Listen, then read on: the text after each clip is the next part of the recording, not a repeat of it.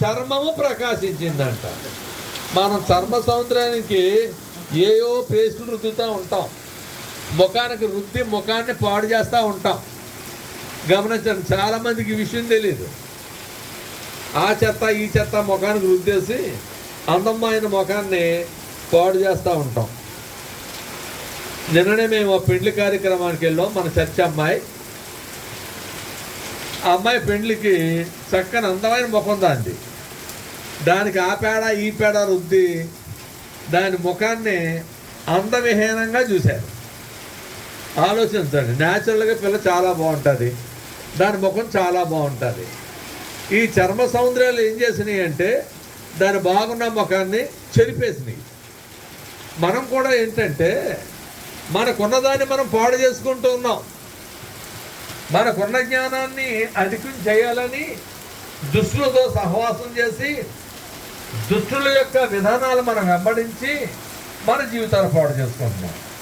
Bible చెప్పింది ఏంటంటే దుష్ట సాంగత్యము మంచి నడవడిని చేరుపును. లోక సామెత ఉందండి, మేసేగాడిదొచ్చి కూసేగాడిదొచ్చి మేసేగాడిదని చెరిపిందంట. ఒరే, ఈ వయసులో భక్తి ఏట్రా, ఇప్పుడు భక్తి ఏట్రా, రోడ్లమ్మడి తిరిగేది, 10 మందితో తన్నించుకునేది, మనం తన్నేది, స్టేషన్లంతా కోట్లని తిరిగే వయసు ఇది మనకి. మనం అల్లర చిల్లరగా తాగి తందనాలాడి ఏదో మనం మొత్తానికి కాస్త పబ్లిక్లో పేరు తెచ్చుకునే వయసు. ఈ వయసులో భక్తి ఏంట్రా అనేటువంటి ఆలోచనలు ఇది క్రైస్తవులు కూడా బాగా పట్టి ఇప్పుడు మనం ఎంజాయ్ చేద్దాం, ఇప్పుడు గుడి బడి మానేసి వాక్యానికి స్థానం ఇవ్వకుండా దేవుడు పక్కకు తోసేసి ఎంజాయ్ చేద్దామని ఎంజాయ్మెంట్లో చచ్చిపోయే మనుషుల్ని ఎంతోమంది చూస్తూ ఉన్నాం. ప్రియులారా, ఆలోచించండి.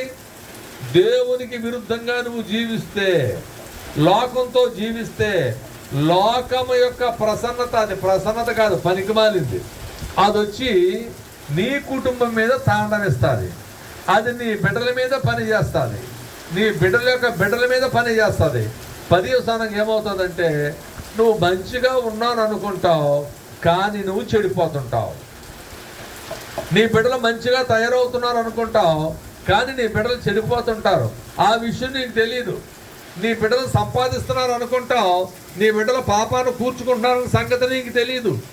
ఎలాగంటే దేవుని సన్నిధిలో ఉన్న మోషేపై దేవుని యొక్క ప్రసన్నత ప్రచురిస్తూ ఉంటే, అది వారి ముఖం మీద కనబడుతూ ఉంటే దాన్ని మోషే చూసుకోలేకపోయాడు.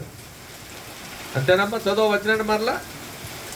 ఆయన అతనితో మాట్లాడుచున్నప్పుడు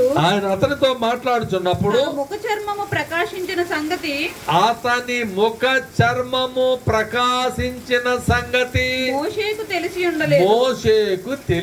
ఉండలేదు. దేవుని బిడ్డల యొక్క ప్రసన్నత ఇలా ఉంటుందండి. దేవుడు వెలుగై ఉన్నాడు. ఆ వెలుగైన దేవుని యొక్క